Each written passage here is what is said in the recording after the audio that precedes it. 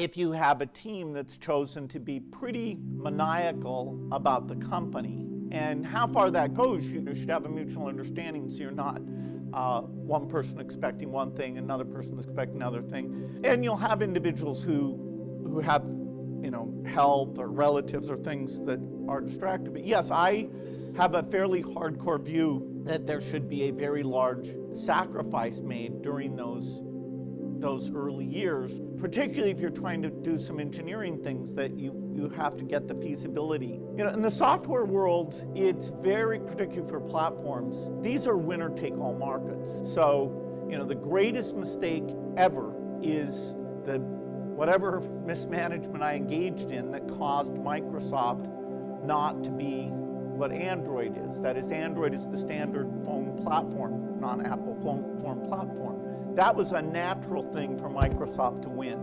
And it's amazing to me, having made, one of the greatest mistakes of all time, and there was this antitrust lawsuit and various things, that, our other assets, Windows, Office, are still very strong. So we are a leading company. This idea that just small differences can magnify themselves, that doesn't exist for a lot of businesses. If you're a service business, it doesn't exist. But for software platforms, it's absolutely gigantic. And so that's partly where you have the mentality of every night you think, am I screwing this up? And eventually, we did screw a super important one up. The paradigmatic question for anybody who's ever written a piece of software is, what is the software that's controlling the human? Its ability to write symphonies, play chess, engage in social activity, read. Computers, we picked that AI, we would define AI by certain sensory perception thing, primarily speech understanding and vision, and that those would be the frontier. Also chess playing, but that turned out to be really solvable, that is to be better than humans, by brute force techniques. So that kind of got taken off about 15 years ago. But you're always wondering, when can I create a computer that could take, say, a textbook, read it, take the AP exam, and get a 5? If your mind, from age, say, 11, is thinking about software and what can it do, what can it not do, and then, you think you're really good at writing code, and then you meet somebody who's better, and you think, okay, now I'm really good, then you meet somebody who's better. By age 18, actually, you might be pretty good. So the rest of your life, you're going to think about the structure of the software that can do the equivalent of what a human can do. So I would definitely be drawn to that. Now, it turns out at this era, that's not the only interesting problem. I mean, there's certain problems in biology. Diseases of the poor are one that I'm obsessed with.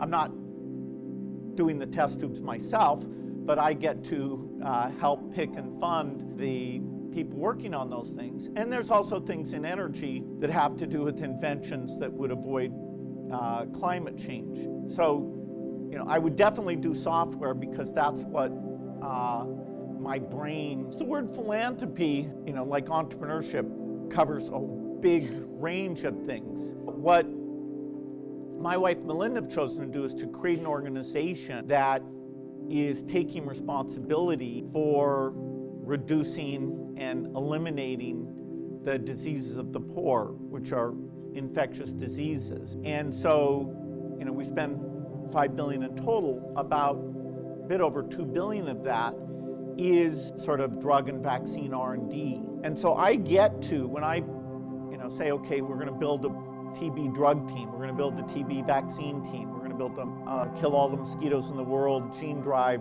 CRISPR team. I get to, in terms of how we fund that, organize it, how many locations, do we wait till they have this result before we scale it up?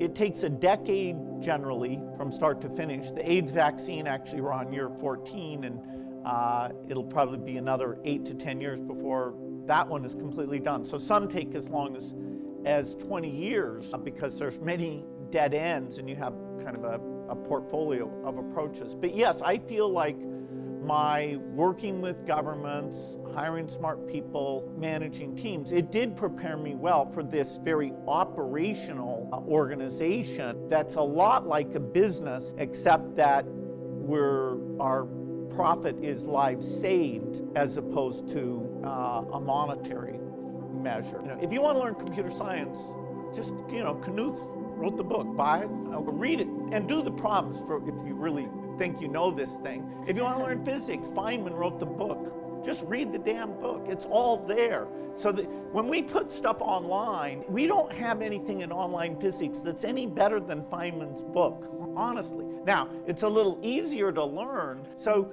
learning is a weird social phenomena. And so, our foundation, our big problem is that the group that does the worst with online learning are low-income students, because their notion of why am I learning, their sense of self-confidence, the ability to figure out, I just got stuck because, 2 minuses cancel out, and I never saw that notation before.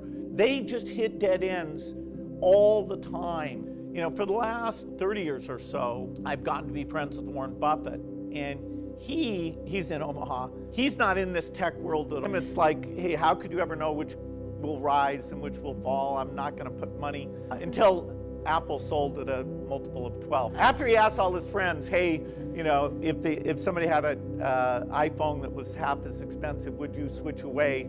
Or is it more like jewelry where you really want to have an iPhone? And so he decided that those profit streams might not be eliminated anytime soon. Anyway, because he's not in this world, he has a definite way of looking at things, including this idea of how work should be fun. He has made his work so much fun that he works more hours than I do. He works 6 days a week at 88 years old. And he likes to say that he skips to work every day. The toughest thing I went through was this antitrust lawsuit where it didn't seem very predictable. And he was a great counsel during all of that stuff. So getting somebody who's successful in another domain, but yet kind of a business type mindset. Anyway, for me, that was a huge gift.